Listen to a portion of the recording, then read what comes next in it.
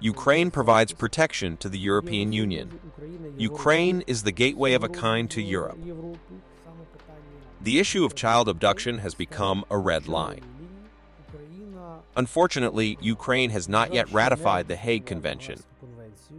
This is not deportation, as Russia says, this is kidnapping. Welcome to Online.ua. Today we are talking about the forced abduction of Ukrainian children by Russia, the reform of the UN Security Council, and ways of cooperation between Ukraine and the international community with Sergiy Nizhynskyi, United Nations expert on social issues and advisor to Deputy Prime Minister for European and Euro-Atlantic integration of Ukraine. Congratulations. Good afternoon. Glory to Ukraine. Glory to the heroes. Nowadays, much more often we hear in the media that the world is tired of the war in Ukraine. Do you think this is true?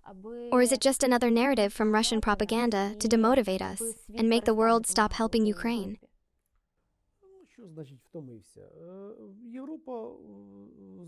What does tired mean? Europe has been tired of such things for a long time. But it needs to be reminded that Ukraine, which goes to the European Union, is actually protecting the European Union.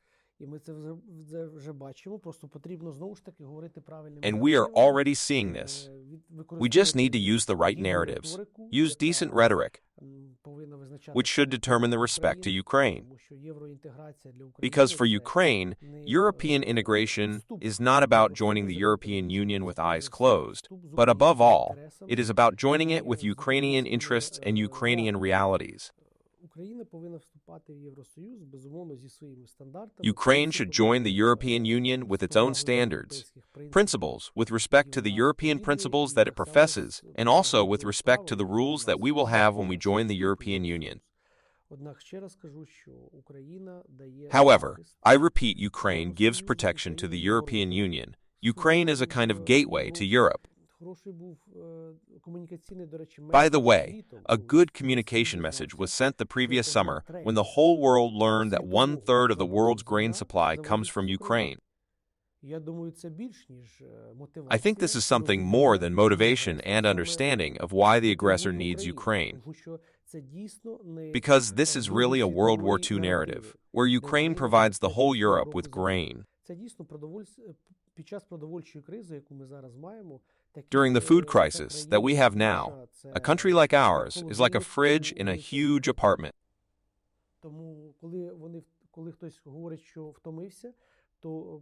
So when someone says they are tired, they just should clearly understand that the door to the kitchen may be closed.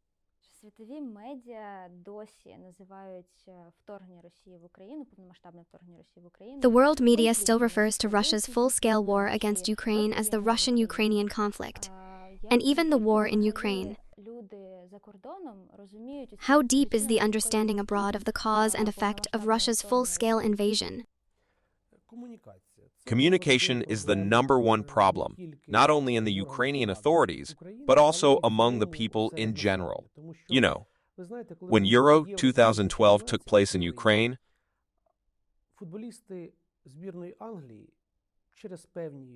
the former England defender Sol Campbell, perhaps because of some political issues, said that there was racism in Ukraine and he would block the arrival of players to Ukraine and would not come himself. This is just because once he was in Russia and he faced racism there. Although this is a false narrative, where is Ukraine? Where is Russia? Where is the Euro? Where these were different continents? However, this led to a corresponding stereotypical vision. But what do we see now? When Britain is almost the #1, next to Poland, partner of Ukraine in this war,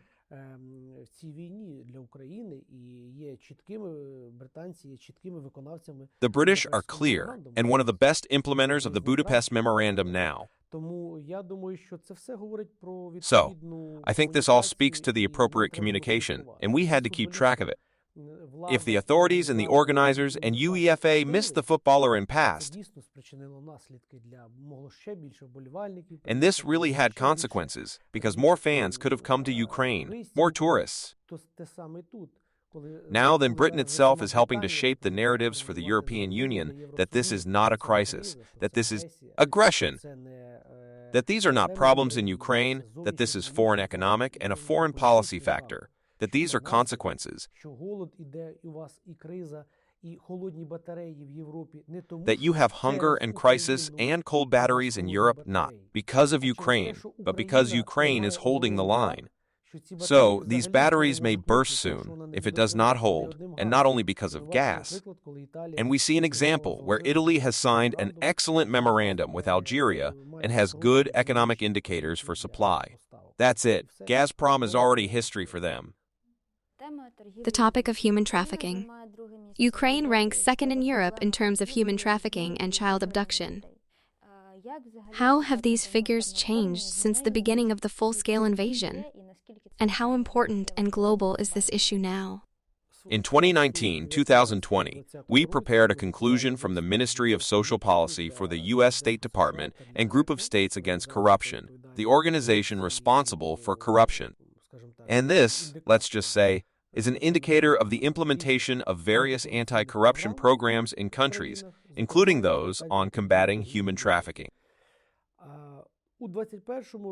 And in 2021, due to COVID, we still managed to keep this position too, because there are some such raids in Ukraine.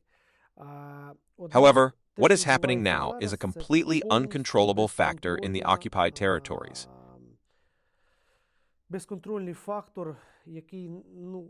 Where neither the Ukrainian nor the European authorities have access except for the Russians.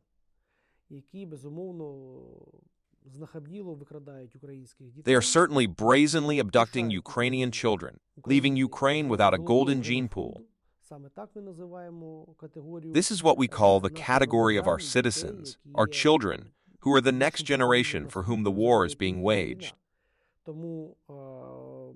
Therefore, this is a gross violation not only of international humanitarian law, but also of Article 5 of the Convention on the Rights of the Child, which clearly states that the interests of the child should be paramount for everyone. And you can see that even the International Court of Justice and The Hague have tried to charge Putin over the past year and a half with various issues related to arms trafficking, the Wagner illegal interference in violation of territorial integrity and terrorism. However, it was the issue of child abduction that became a red line that Europeans, together with Ukrainians, did not forgive Putin for and declared him suspect. The world celebrates International Children's Day on the 1st of June. In your opinion, can we say that the world has failed this day? Of course, this is a failure.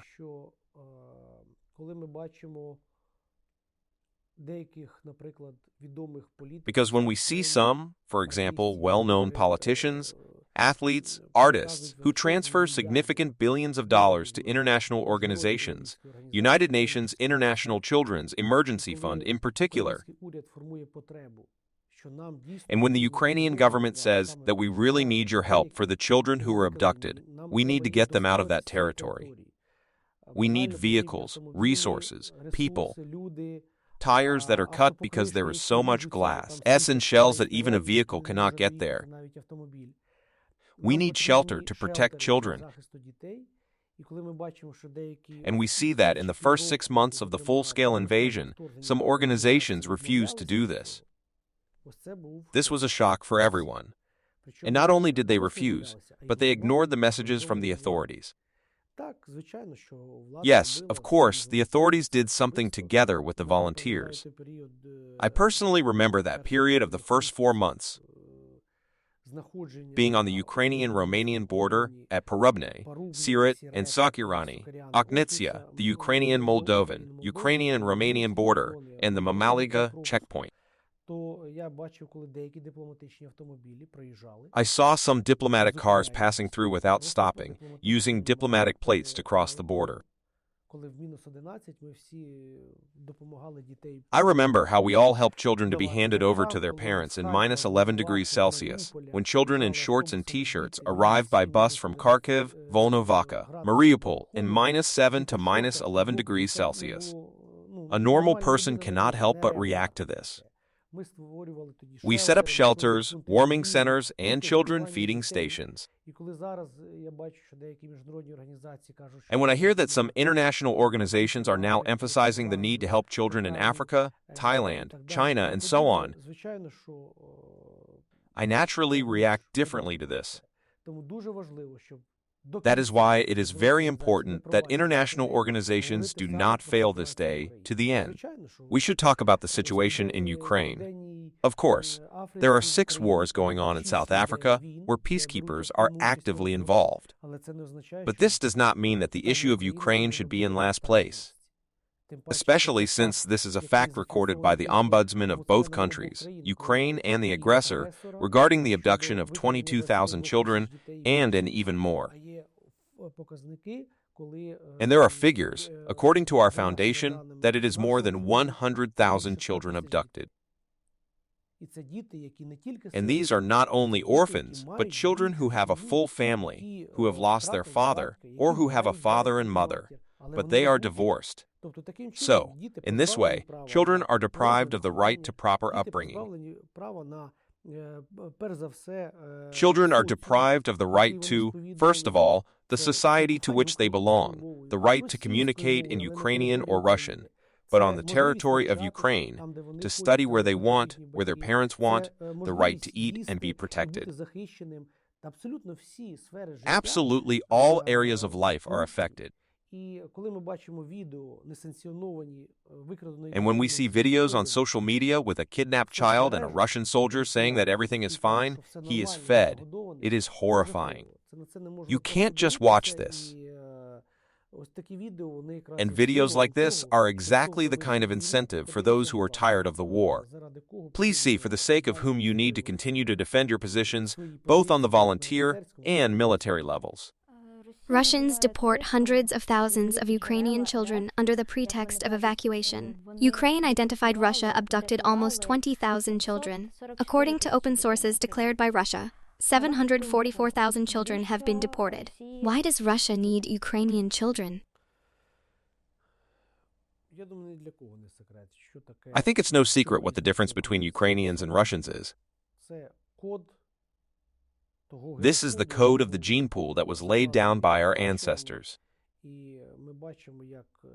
We see what values a Ukrainian child professes and what values Russian children profess.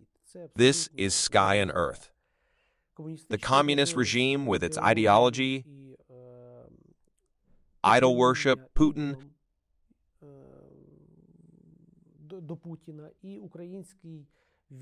and the Ukrainian free democratic approach to learning, to life, to communication, to challenges with COVID, online classes, to the desire to get an education,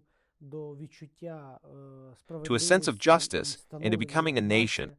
This is what every child is full of now. Now, when we see such data,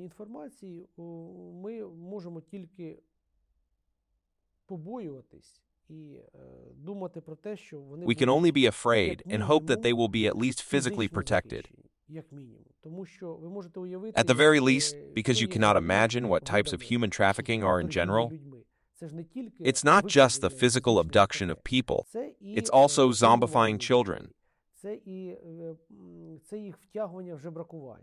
It's involving them in begging, because this is the work of entire mafia groups, which were, by the way, often in the border areas with Russia. Let's be honest. They were told, will you go to the Kokos, or will you come with us to your homeland, frightened children coming out of the ruins of that very theater? Can you imagine? Children boarded a warm bus, or not, any bus, just to get out of that place. They didn't even know where they were. I am not talking and afraid to talk about sexual violence against children, because, unfortunately, the facts in Buch and the facts in Irpin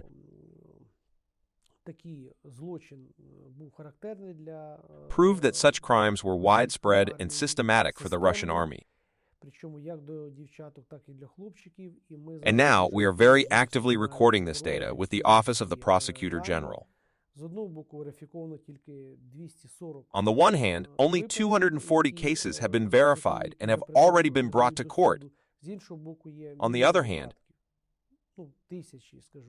there are a million cases, thousands, where there are facts but little evidence. And, of course, such cases cannot be brought to court. It's just an emotional state. These are psychological reports. So it's very difficult to talk about this topic, because it really is, as you say, a failure of the European and international community. In my opinion, the entire political society of the world should be involved in the fact that they cannot reach an agreement and take the children away. If this has become a reason to declare Putin suspect, and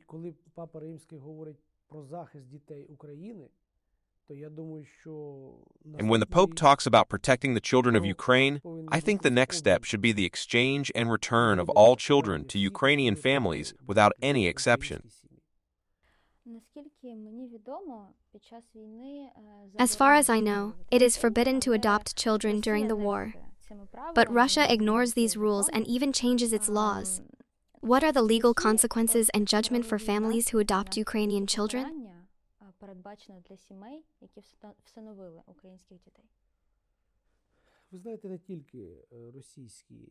You know, not only Russian families adopt, let's call it this way, which is absolutely inappropriate, because in fact they are accomplices in the crime. Because the qualification of the crime of child abduction also applies to these families, who know that such a person is a citizen of another country,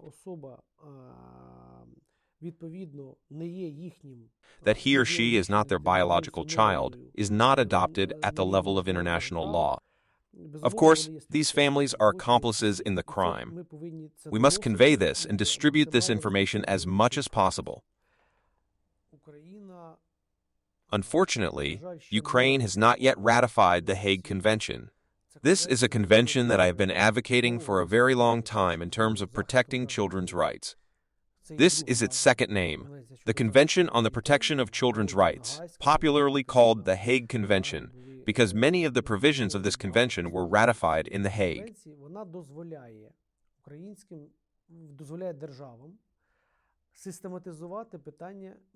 It allows countries to systematize inter-country adoption by verifying families, verifying children, systemizing and allowing for several adoption centers. Therefore, if we'd been able to ratify the Hague Convention before the war, at least we would have had verification of all children and their families who had undergone this procedure. Unfortunately, many orphanages are now run by so-called foster families from Russia, albeit without the permission of the relevant Ukrainian services and the legal guardians themselves. This involvement in begging is already a consequence of the actions against these children in Russia. For some reason, international conventions have not been adopted in Ukraine. Therefore, it is now very important to prepare national legislation and ratify a number of international conventions on the protection of children's rights to minimize the consequences of the crisis, abduction, and illegal deportation of children. Because this is not deportation, as Russia says, it is kidnapping. And we need to say in clear terms in European countries, at the PACE, the Council of Europe, the UN, that this is kidnapping. Because deportation is a rather legal term, instead of a criminal word, like the whole country that does this kind of thing. Therefore, in my opinion, the ratification of the Hague Convention could give us some results now. Now we have only one goal. This is the return of children through the negotiation process and verification of where these children are, because the main problem is that we do not know where Ukrainian children are being hidden in Russia. Russia still continues to tell its fairy tales about saving children. At the UN Security Council, a Russian representative said that the Russian authorities wanted to protect Ukrainian children from the danger that military actions could cause. And he added that the Russian Federation is ready to return the children to Ukraine when it is safe to do so. Why do you think the rhetoric has changed? I would not say that she has changed. It was always lying, always misleading. As always, this rhetoric has been delaying the negotiations. The consequences are already there. You know that in the general part of criminal law, the completion of a crime is considered to be the presence of appropriate consequences, and the consequences have already occurred. Even if a child was abducted for 1 minute, this is not the question. The question is, in what condition do these children return? Are they on the lists of negotiations? Where do they want to return them? They move them from one city to another. They spend incomprehensible human resources on them. The children are zombified. They are intimidated. They cannot tell their parents much, even to their parents. We had cases with psychologists in Nizhynskyi when we were making a shelter for children displaced from the east last year. The children just held things in their hands and couldn't let them go. Psychologists say it was the stress of the bombing and the fact that someone might come to take them away. This shock is, and unfortunately, such pathological behavior will be present for a long time. We really have a lack of psychologists to work with this category of children and their legal guardians. Therefore, the goal of the Ombudsman's Office and all social services and law enforcement agencies is not only to return the children,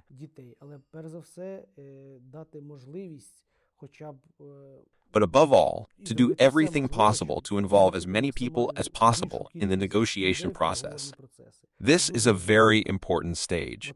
The situation is sometimes worse than with prisoners of war, because lists are drawn up for prisoners of war, and, of course, each of them is waiting for their turn to be exchanged.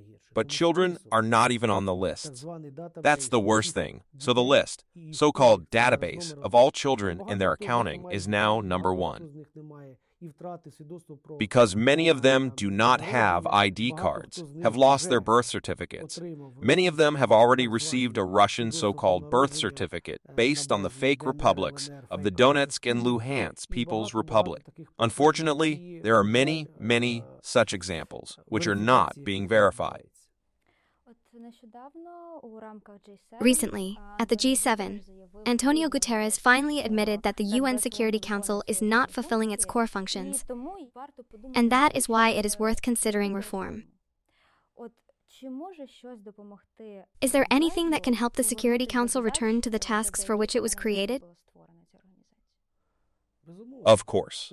As always, this is about human resources policy.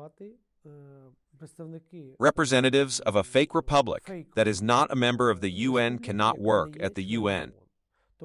Because Ukraine is a member of the UN. The Soviet Union was a member of the UN. However, the Russian Federation is not. This is the first thing. Secondly, this is definitely a physical human resources policy. A representative of the Russian Federation cannot be in charge of children's issues in Vienna. A representative from Russia cannot head the Children's Department in Geneva, supervise and block absolutely all initiatives to protect children's rights, make fake reports to the UN, the Organization for Security and Cooperation in Europe, United Nations International Children's Emergency Fund, the Red Cross, that there is a problem on both sides. A problem with Russian children, not just Ukrainian children. This is a corresponding silencing of the problem, a shift in focus. As long as Russian citizens are employed, There and there is no verification of these people by the security department, nothing will happen. Unfortunately, we have examples where we have representatives of foreign organizations who profess pro-Russian narratives under the international quota, not only under the local staff quota in Ukraine. I would like to take this opportunity in our interview to address both the Foreign Intelligence Service and the Defense Intelligence of the Ministry of Defense of Ukraine to say that verification of representatives of international organizations, their CVAs, and their history of cooperation with Russian Federation is the most important before they enter Ukraine to address humanitarian issues. Therefore, I have a very big request. Publicly verify the facts of the assignments of certain international experts on the territory of Ukraine who are helping Ukraine. This is an important key point. Therefore, in answer to Mr. Guterres' question whether the policy has really failed or whether the only way to help is through human resources policy, there should be pro-European, pro-democratic forces that can help countries in Africa, the East, Asia, and, of course, Ukraine, as a Middle Eastern country where many projects are related to it. Just look at how cleverly international projects are carried out in a very covert manner. Before the war, when certain international missions received a mandate, what was it like? Ukraine, Belarus, Moldova, Belarus, Ukraine, Georgia. Everyone explained this mix by the fact that we are in the same post-Soviet segment. We need to cover certain problems, and this is wrong. The issues of Ukraine should be separate, just like the issues of Georgia, just like the issues of Moldova. These are issues related to their independence, the protection of their rights and interests. That is why, when a representative of an international organization comes to visit, who is the director in Belarus, Moldova, and Ukraine, there are questions about the formation of such a position. This is what we should focus on: the human resources policy of international organizations. Returning to the issue of abducted children, how do you see the ways in which Ukraine and the international community can cooperate to bring our children home as soon as possible? First of all, it is the active attention not only of the Ombudsman and his office to the exchange of prisoners, but also the involvement of ambassadors and charitable foundations, both from the state and non-state actors, sports stars, and artists. Moreover, the President's recent visit to the Vatican is encouraging, because when, I think, the Pope, who is concerned with protecting the rights of children around the world, uses all his resources and communication skills and contacts with the Russian Federation, there is a chance that most of the children will indeed be able to be returned in the near future. However, we must raise this issue as no less important than the provision of weapons to Ukraine. This is a very important negotiation process, as well as the involvement of top international experts who could help us in this. Would you like to say something to the Russians or to Putin to return Ukrainian children home? If so, what would you say?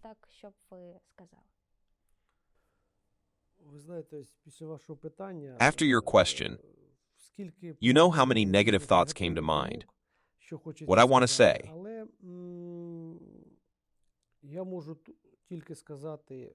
but I can only say the following.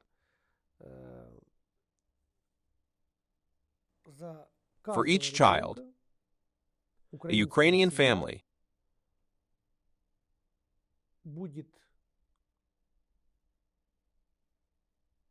until the end of their days will remember what the Russian Federation has done.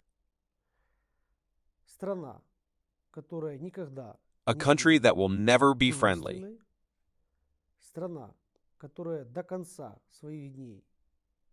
A country that until the end of its days will be blacklisted by Ukraine. A country that is not a country. Will be in isolation as long as Ukraine allows it to be. And until every child is returned to the country, no Ukrainian will forgive you. Repent.